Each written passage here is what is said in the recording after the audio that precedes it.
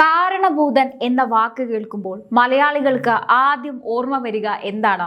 എല്ലാറ്റിനും കാരണമായവൻ, പാർട്ടി നയിക്കുന്നവൻ, ചോദ്യം ചെയ്യപ്പെടാൻ കഴിയാത്തവൻ, ആകാശത്തിനും ഭൂമിക്കും മുകളിലാണ് തങ്ങളെന്ന് ഭാവിക്കുന്ന ചില നേതാക്കൾക്ക് ജനങ്ങൾ കൊടുക്കുന്ന ഒരു കൊട്ടുണ്ടല്ലോ, അതിപ്പോ ഏത് വലിയ കൊമ്പനായാലും നിലംപരിശാകും.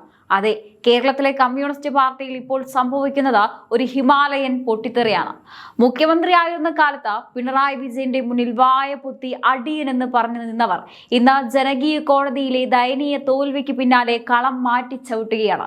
അന്ന് എതിർത്ത് സംസാരിച്ചാൽ കസേര തെറിക്കുമെന്നും നല്ല പെട കിട്ടുമെന്നും ഭയന്ന് മിണ്ടാതിരുന്ന നേതാക്കളും അണികളും ഇന്ന് സിംഹത്തിന്റെ ഗുഹയിൽ കയറി വെല്ലുവിളിക്കുകയാണ്. പിണറായി വിജയൻ MLA സ്ഥാനവും പ്രതിപക്ഷ നേതാവ് സ്ഥാനവും രാജിവെക്കണമെന്നാവശ്യപ്പെട്ട് പാർട്ടിയുടെ സ്വന്തം അണികൾ തെരുവിലിറങ്ങുന്ന കാഴ്ച. എന്താണ് യഥാർത്ഥത്തിൽ CPMന്റെ കോട്ടകളിൽ സംഭവിക്കുന്നത്? നമുക്ക് വിശദമായി പരിശോധിക്കാം. നമുക്ക് കഥയുടെ കേന്ദ്രബിന്ദുവിലേക്ക് പോകാം. തിരുവനന്തപുരത്തെ പാറശാല CPM ഏരിയ കമ്മിറ്റി യോഗം സംസ്ഥാന സെക്രട്ടേറിയറ്റ് അംഗം KK ജയചന്ദ്രന്റെ സാന്നിധ്യത്തിലാണ് യോഗം നടക്കുന്നത്. അവിടെ വെച്ചാണ് പാർട്ടിയെ ഞെട്ടിച്ചുകൊണ്ട് Parassala area secretary advocate S Ajaykumar ആ ബോംബ് പൊട്ടിക്കുന്നത്. പരാജയത്തിന്റെ പൂർണ്ണ ഉത്തരവാദിത്തം മുൻ മുഖ്യമന്ത്രി പിണറായി വിജയനാണ്. അദ്ദേഹം പ്രതിപക്ഷ നേതാവാകാൻ അയോഗ്യനാണ്. MLA സ്ഥാനം രാജിവെച്ച് മാതൃകയാകണം. ഇതിലൊരു വലിയ രാഷ്ട്രീയ വിരോധാഭാസമുണ്ട് സുഹൃത്തുക്കളെ. നമ്മൾ കാലത്തിന്റെ കാവ്യനീതി എന്നൊക്കെ പറയില്ലേ, അത് തന്നെ. ഓർമ്മയുണ്ടോ ആ കോവിഡ് കാലം? ഒമിക്രോൺ വ്യാപനം കൊടുമ്പിരി കൊണ്ടിരുന്ന, കല്യാണങ്ങൾക്കും മരണങ്ങൾക്കും വരെ കടുത്ത നിയന്ത്രണങ്ങൾ ഉണ്ടായിരുന്ന ആ കാലത്ത് കോവിഡ് മാനദണ്ഡങ്ങൾ കാറ്റിൽ പറത്തി പാറശാലയിൽ ഒരു തിരുവാതിരക്കളി നടന്നിരുന്നു. പിണറായി വിജയനെ ദൈവതുല്യനായി പ്രകീർത്തിച്ച് 502 പേർ അണിനിരുന്ന ആ തിരുവാതിരയുടെ പ്രധാന സംഘാടകൻ ആരായിരുന്നു എന്നറിയാമോ? ഇതേ അഡ്വക്കേറ്റ് S അജയ്കുമാർ. അന്ന് സ്തുതിഗീതം പാടിയ നാവുകൊണ്ട് തന്നെ ഇന്ന് അദ്ദേഹം പിണറായിയെ തള്ളി പറയുന്നു. എന്തൊരു കഷ്ടമാണിത്. ഇപ്പോൾ പലരുടെയും മനസ്സിലുയരുന്ന ഒരു ചോദ്യമുണ്ട്, അന്ന് മുഖ്യമന്ത്രി ആയിരുന്നപ്പോൾ എന്തുകൊണ്ട് ഇവരൊന്നും മിണ്ടിയില്ല? ഇപ്പോൾ എന്ത് പറ്റി? ഉത്തരം വളരെ ലളിതമാണ്. അന്ന് പിണറായിക്ക് മുന്നിൽ എതിർത്ത് സംസാരിച്ചാൽ നല്ലത് കിട്ടും എന്ന് നേതാക്കൾക്കും അണികൾക്കും കൃത്യമായി അറിയാമായിരുന്നു. അധികാരം കയ്യിലിരുന്നപ്പോൾ പാർട്ടിക്ക് മുകളിൽ വാണിരുന്ന പിണറായിക്ക് നേരെ വിരലനയ്ക്കാൻ പോലും ആരും ധൈര്യപ്പെട്ടിരുന്നില്ല. വിമർശിക്കുന്നവന്റെ കസേര തെറിക്കുന്ന, പാർട്ടിയിൽ നിന്ന് പുറത്താക്കപ്പെടുന്ന ആ പഴയ ക്ലിഫ് ഹൗസ് ഭയം അന്ന് എല്ലാവരെയും നിശബ്ദരാക്കി. അന്ന് പാടിയ സ്തുതിഗീതങ്ങളെല്ലാം ഭയം കൊണ്ടും അധികാരത്തിൽ നിന്ന് കിട്ടുന്ന ആനുകൂല്യങ്ങൾ കൊണ്ടും നഷ്ടപ്പെടുമെന്ന പേടി കൊണ്ടും മാത്രമായിരുന്നു എന്ന് ഇപ്പോഴത്തെ ഈ പ്രതികരണങ്ങൾ തെളിയിക്കുകയാണ്. അന്ന് ഇരട്ടച്ചങ്കൻ എന്ന് വിളിച്ച് തൊണ്ട പൊട്ടി കൂവിയവർ ഇന്ന് അതേ ചങ്കിൽ കത്തികയറ്റാൻ നോക്കുകയാണ്. അധികാരം പോയതോടെ പിണറായിയുടെ ആ പഴയ സിംഹഗർജനത്തിന് മൂർച്ച കുറഞ്ഞു.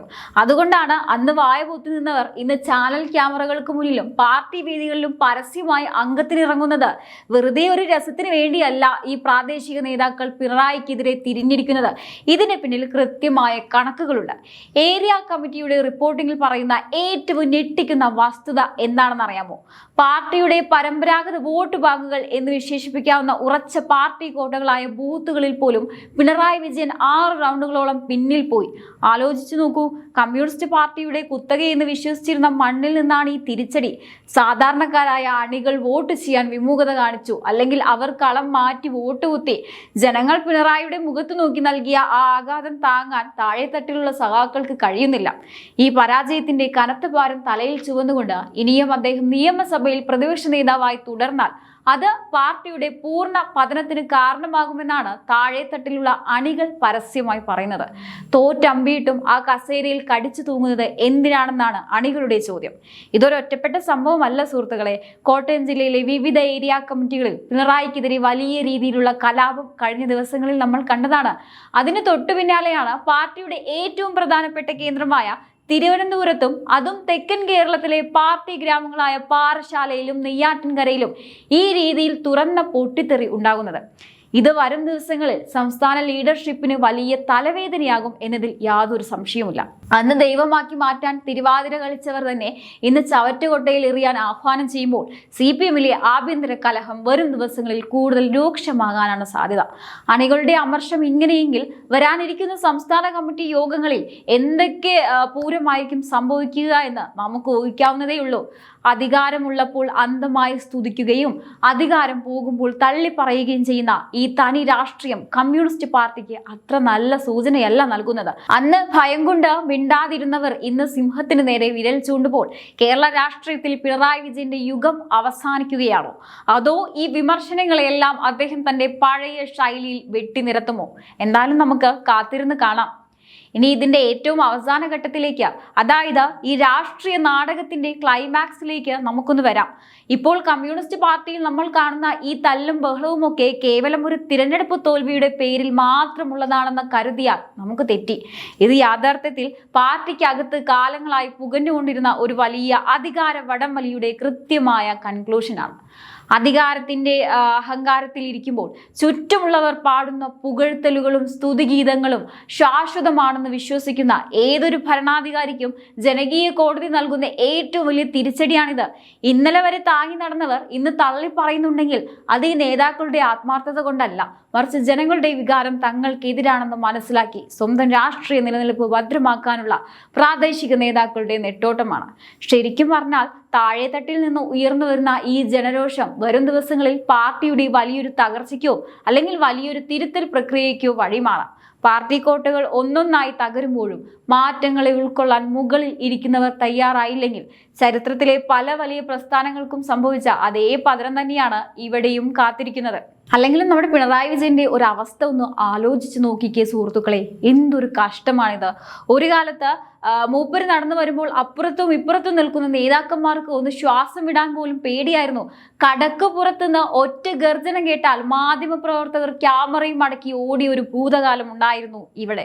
അങ്ങനെയുള്ള പിണറായി വിജയന്റെ ഇന്നത്തെ അവസ്ഥ എന്താ? സ്വന്തം പാർട്ടിയിലെ ഒരു ഏരിയ സെക്രട്ടറി വരെ വന്നിട്ട് നിങ്ങൾക്ക് പ്രതിപക്ഷ നേതാവാകാൻ ഒരു യോഗ്യതയുമില്ല, ആ MLA കസേര അങ്ങോട്ട് ഒഴിഞ്ഞ് വീട്ടിൽ പോയി വിശ്രമിക്കാൻ നോക്ക് എന്ന് പറയുന്ന വല്ലാത്തൊരു ദുരവസ്ഥ. പണ്ടൊക്കെ പാർട്ടിയിൽ ആരെങ്കിലും പിണറായിക്കെതിരെ ഒന്ന് വിരലനക്കിയാൽ പിറ്റേന്ന് രാവിലെ അവർ പാർട്ടിക്ക് പുറത്തായിരുന്നു. ഒന്നുറക്കെ ശ്വാസം വിട്ടാൽ ചട്ടക്കൂട് തകർന്ന പാർട്ടി ഡിസിപ്ലിൻ ആയിരുന്നു. എന്നിട്ടിപ്പോൾ എന്തായി? കാരണഭൂത ഇരട്ടച്ചങ്ക എന്ന് പാട്ടുപാടി തിരുവാതിര കളിപ്പിച്ച അതേ ആളുകൾ തന്നെ ഇന്ന് ഈ കാരണഭൂതൻ കാരണം പാർട്ടി കുളം തോണ്ടി എന്ന് പറഞ്ഞു നടക്കുന്നു. അന്ന് ദൈവത്തെ പോലെ പൂജിച്ചവർ ഇന്ന് അതേ ദൈവത്തെ ചവറ്റുകുട്ടയിലേക്ക് എറിയാൻ ആഹ്വാനം ചെയ്യുന്നു. ഇതിലും വലിയൊരു രാഷ്ട്രീയ ദുരന്തം വേറെ എവിടെയെങ്കിലും കാണാൻ പറ്റുമോ? അധികാരത്തിന്റെ ആഫീസ് പൂട്ടി കയ്യിലെ വടിയും പോയപ്പോൾ സിംഹം വെറും പൂച്ചയായി മാറിയ അവസ്ഥയാണ് ഇപ്പോൾ നിങ്ങൾ കാണുന്നത്. പണ്ട് പിണറായിയെ പേടിച്ച് മാളത്തിൽ ഒളിച്ച പ്രാദേശിക നേതാക്കളെല്ലാം ഇപ്പോൾ സിംഹത്തിന്റെ വാലിൽ പിടിച്ച് തൂങ്ങിക്കളിക്കുകയാണ്. കസേര പോയാൽ പിന്നെ ഈ പാർട്ടിയിൽ ആർക്കും ഒരു വിലയുമില്ലെന്ന് നമ്മുടെ കാരണഭൂതൻ ഇപ്പോൾ കൃത്യമായി പഠിപ്പിച്ചു കാണും.